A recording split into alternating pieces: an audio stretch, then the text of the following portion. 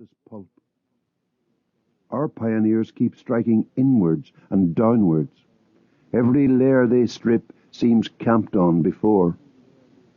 The bog holes might be Atlantic seepage. The wet centre is bottomless.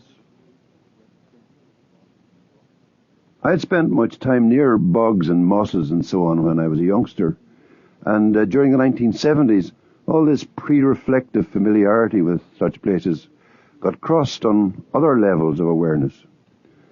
First of all, with an interest in archaeological finds that had been made in the bogs of Jutland. Finds sometimes of the bodies of men and women, sometimes separately buried human limbs.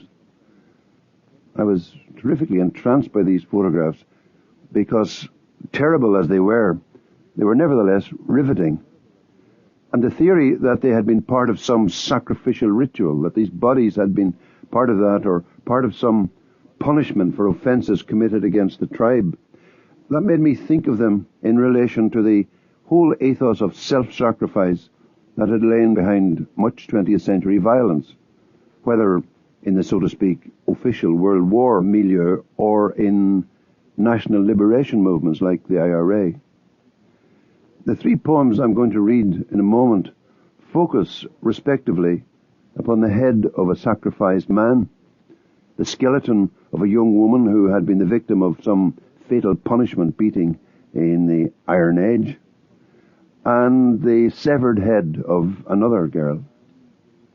But the gaze which the poems fix upon these Iron Age bodies is haunted by parallels which they evoke with things that were happening in Northern Ireland during the violent days of the 1970s.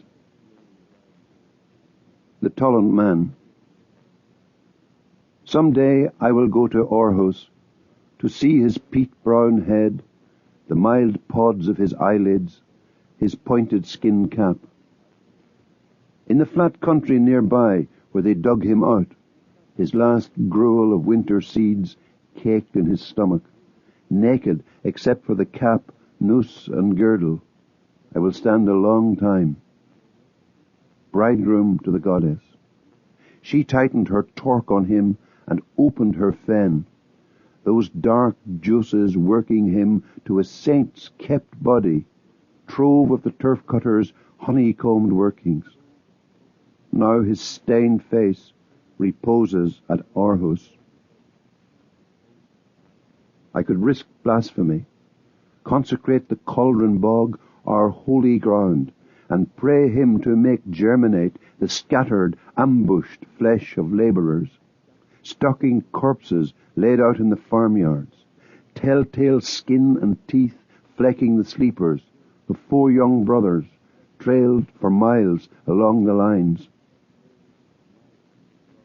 Something of his sad freedom as he rode the tumbril should come to me, driving, saying the names Tollund, Graubahl, Nabelgord, watching the pointing hands of country people, not knowing their tongue. Out there in Jutland, in the old man-killing parishes, I will feel lost, unhappy, and at home. Punishment. I can feel the tug of the halter at the nape of her neck, the wind on her naked front. It blows her nipples to amber beads. It shakes the frail rigging of her ribs. I can see her drowned body in the bog, the weighing stone, the floating rods and boughs, under which at first she was a barked sapling that is dug up, oak bone, brain firkin, her shaved head like a stubble of black corn, her blindfold a soiled bandage, her noose a ring to store the memories of love.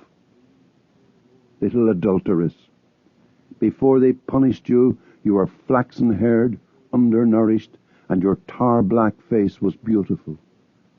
My poor scapegoat, I almost love you, but would have cast, I know, the stones of silence. I am the artful voyeur of your brain's exposed and darkened combs, your muscles webbing, and all your numbered bones.